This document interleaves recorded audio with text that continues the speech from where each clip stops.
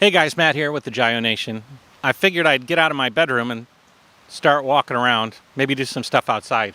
We're at the Central Business District in Yinzhou. My apartment is a few kilometers that way. And I thought I'd bring the microphone and the camera out, sit and chit-chat with you outside. There's a few vloggers that do green screen work where you'll see China kind of milling around in the background. I think there's a lot of people in this world that don't really understand China. I've lived in China for 10 years, and I'm American. I've lived in America for the rest of that period of time. Of course, there's been some travel around the world. When I moved to China 10 years ago, more than that now, 11 years ago, and the China of today, if you compare them, they're almost incomparable. In fact, this area behind me, the CBD, did not exist only a few years ago. Certainly didn't exist when I moved here. I would probably be sitting inside a field or a farm. But China has changed quite a bit, and I think a lot of people cannot appreciate that the China of the past is not the China of today.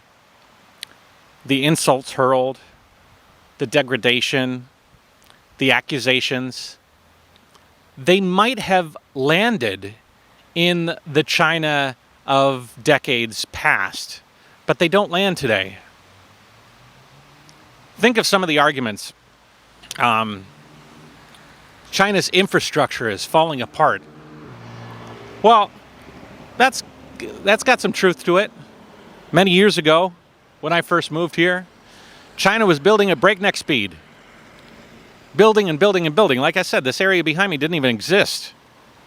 But there's a saying that if you do something 10,000 times, you become a master. That stands for anything: music, art, and architecture. You might build the first 100 buildings, shoddy quality, but when you've finished your 10,000th, you are a pro. And China has been building hundreds and hundreds of thousands of buildings. So the insult you might have hurled about poor quality material, building haphazardly, those might have landed in the past, but they don't land today. China makes shitty products. Go there if you want the cheap stuff. Decade, 15 years ago, I'd agree with you. Today, I'd still agree with you. But they certainly make more than just the cheap stuff. And you know why they make the cheap stuff? It's because people negotiate the lowest price possible as cheap as possible. I don't think a lot of people realize that when the cheap stuff comes out of China, it's bought by people paying cheap prices in the West. So when you see that product at the checkout aisle of the Walmart, made in China, it was bought for the purpose of being a cheap thing at the checkout aisle of Walmart. If you go to the back of Walmart, you'll find there's probably more expensive products, higher quality, that were also made in China. But it's tough to parse those things when you've been bred to believe that everything in China is cheap. And there is no middle ground. I think the biggest problem we have is that we underestimate this country, and we have for a very long time. And I think of an analogy, actually. This is a good analogy. Let's say that you're pretty wealthy. You're well off.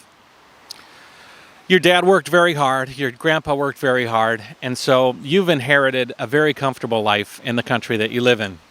Hello. And so you're very comfortable in this life that you live in, partially on the backs of your predecessors. But that's neither here nor there. You got a good job, you're working good, got a family, but you know what? Need somebody to help take care of the kids. So you look out and you find a nanny. She's not from around here. She's not from around where you're from. But she works diligently, not perfectly, but she has a decent heart, and she does it really cheap. So you hire her. She ends up working sort of remotely. Every day she comes in from out of town, migrant worker style. She takes care of your kid, does just the baby stuff. She sees your wife folding laundry as your wife brushes the sweat off her brow, and she goes, "Ma'am, I'll do the laundry too." And your wife goes and says, "Oh, that'd be nice. How much you want to charge? The price is very cheap." Hello. And so now she's taking care of your kids and doing your laundry. And months go by. She's starting to learn how to take care of your kids. She does it very well. She almost becomes part of the family. And the laundry, ooh, the creases on your shirts when you go to work the next day are perfect. And your wife's dresses are great. And your wife can go out and go to a dinner party every so often. "Ma'am, would you like me to do dinner?" "Sir, would you like me to wash your car?" "Shit, that sounds like a good idea. How much?" "Cheap." Well, shit, if she washed the car and she cooked, we could go out and take a couple of vacations. We could go out and have the freedom to do some things with the family. So your lives are improved by your, we'll just refer to her in Chinese, they call this person an ai, somebody that's like an auntie, somebody that takes care of your daily house things. She's assuming more and more responsibility. She's providing you with more opportunity. You can go out and live a comfortable life. You can expand on the things that you're used to. You can go back to the old you in high school that used to enjoy that single life and the freedom that it entailed, whereas she's working hard. And with every passing day, she folds the laundry a little bit better. She learns the ins and outs of what you like as a family. And she caters herself to what you want. And she does it at a bargain basement price. Time goes by. And throughout that time, she's come to you and said, "You know what, can you pay me a little bit more?" She's earning more money. She's doing better for herself. But you're still sort of taking advantage of her diligence. But she's not complaining. Never a day that she complains. She just does the work, gets it done, and you feel more and more comfortable every day. You go to the gym. Physically, you're getting in better shape. You're going to the bar, hanging out with your friends. You're doing those things recreationally that you didn't really have time to do. You're living a more fun life. You're living a fun life. The American dream. You're going jet skiing. You're going vacationing. And this person is doing the hard work for you. And you're paying her. Not what she's worth. But you're giving her what she asked. You're not cheating her out of what she feels she deserves. And over time, she does more and more. Over her shoulder, she looks at you, toiling away when you do not go on these vacations and recreation, and she sees you working, slaving over documents. She also looks over her shoulder at your wife, and she's working as well. She has a side job. And she's taking care of the kids, folding your laundry, doing your food, washing the car. And she says, "Sir, I've been watching you, and I can see your Excel spreadsheets. That seems like a pretty easy thing to do. I'll do it for you." "Oh, no, it's my job." No, let me try." "Really? Wow. How much would you ask?" "Not too much." "Oh, well, then the wheels start turning in your head. I could pay this woman to do all of this stuff for me. Think of all the freedom I'd have. Think of all the good stuff I'd have.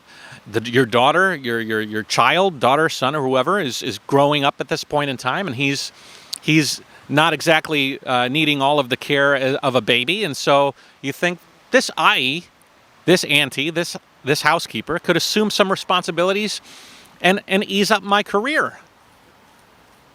Sure. Go for it. So she starts doing some of your documents. She also starts helping your wife with her work. And things look great. You can spend more time with your kids as they're growing up. She's sweating and toiling away. She's working very hard. And you're working less. You're working smart. You're working smart. The money that you save in the time that she takes away from you, you're spending that time living a very comfortable life. Very comfortable. She's doing all the labor. And you're living a very nice, comfortable American life. You say, you know what? I'm going to pay you a little bit more. Not as much as I earned at my work, but I'm going to pay you a little bit more. And she says, oh my God, thank you, sir. That's great. And you say, oh my God, I can't believe she bought it. I can't believe she took it. Because that's 1/10 of what I pay. I get paid.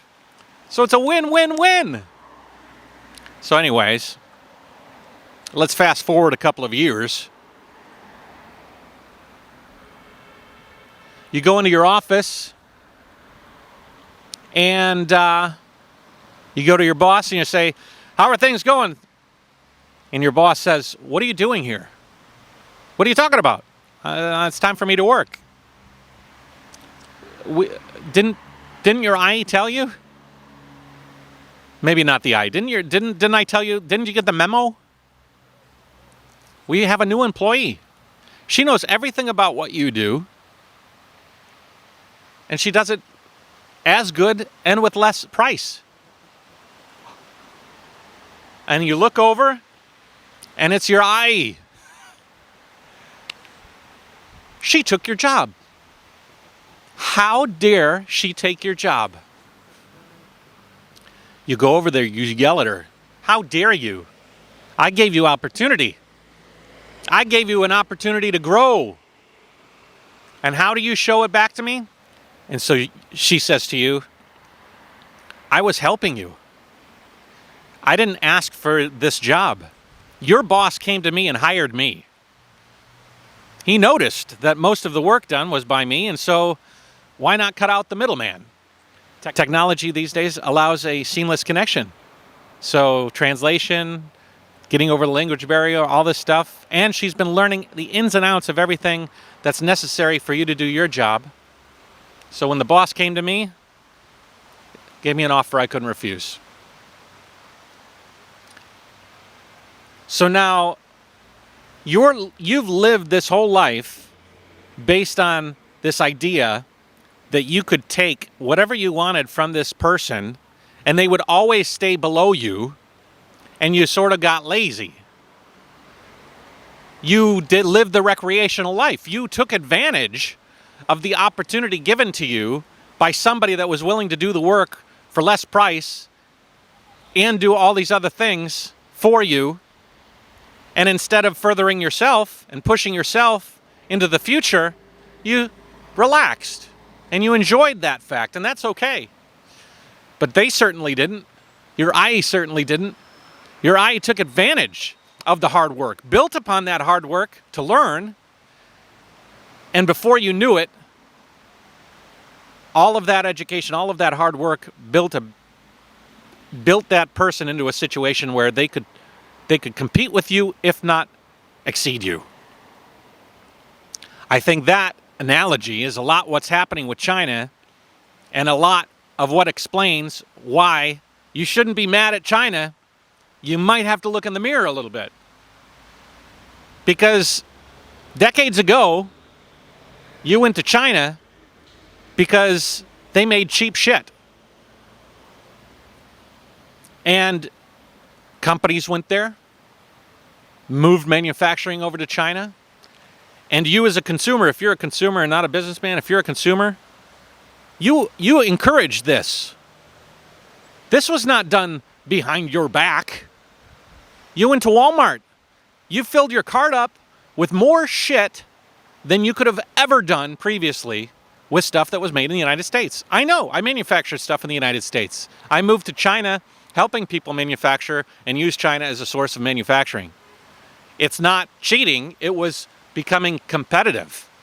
It was allowing the American dollar to go farther, not only for the factory to make stuff, but for you to buy stuff. And so you were more than happy to go to Walmart and buy all this made in China stuff. You were more than happy to defer labor that you might not like to do for the prices that China would be willing to do it. And so China was more than happy to do it. And they made a lot of cheap shit for a very long time. But if you thought that they were just going to make cheap shit forever, and they were always going to be below you forever, I think that was wishful thinking. Because, same as the analogy, they kept assuming more and more responsibility. More companies went there. More people started making more stuff in China. And as they built this and this and this, they started learning how to make this, this, and this. They weren't sitting around simply making Pez dispensers. That just revealed my age. They were making iPhones. They were making computers. They were making microchips. They were building supercomputers. And I'm not saying this as an insult to the West or anything, but I'm saying that as just something I've observed. You know, I think there is a balance between recreation and drive and innovation and all of this stuff. But I think the West has started to relax and the East has started to hit the gas over the last few decades, and there's been a shift. And just like we've depended on that IE to fold our clothes, we started saying, you know what, you can make our phones. And you know what, you can make our computers. And you know what, we'll watch your systems run COVID-19 better than ours. We'll see your systems improve, and we'll see all these things. And wow, look at this landscape behind me. That wasn't put there by a society that thrived on, rice patties and cone hats. This is a different society than I think that most people realize. And we can't elude ourselves that we can be competitive by being relaxed. In America, I think in particular, I'm an American, everybody's so concerned with, everybody's sitting around yelling at each other, not figuring out, a decent educational program. Our teachers aren't paid enough. Our doctors aren't paid enough. We're all embroiled in all of this craziness and military-industrial complex, and China is just moving forward. People are walking by looking at me talking to the camera like a goofball. I think we've underestimated China for a very long time. And we've also used China for a very long time. And China was not complaining. Let me make this clear. This is not poor China. I'm not trying to say that. As a matter of fact, due to currency manipulation and the ability of China to kind of control their whole situation, they have reaped the benefits of all of these opportunities that we've given them. But we have given them to them.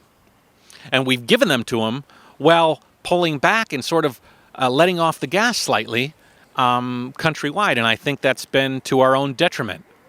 And I think it's time that we got organized in the West so that we could put the foot back on the gas in a positive way rather than bickering and moaning and yelling at China for what?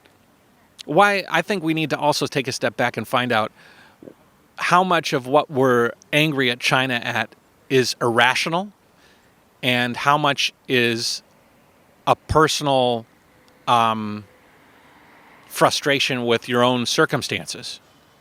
I think a lot of it is that guy that hired that IE angry that this housekeeper is doing more than what you think they should be doing and has circumvented your lifestyle and is now a competitor with you rather than a subservient actor in your life. Sometimes it's nice sometimes these kind of things can be good. A realization that we need to work harder as a society if we all want to rise together. I mentioned it in the last podcast that, or that last video, that a rising tide raises all ships. I think that's good. But if we just sit on our hands and bitch and moan and yell at China and try to reduce them by force, how dare they succeed? I don't think we're going to get very far, and it's only going to lead to the destruction of both of us, both of our societies. I don't know.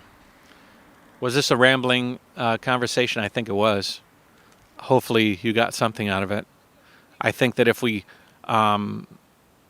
understand each other, appreciate that we're different but similar, and take from each other what makes both of us stronger. China helped America incredibly.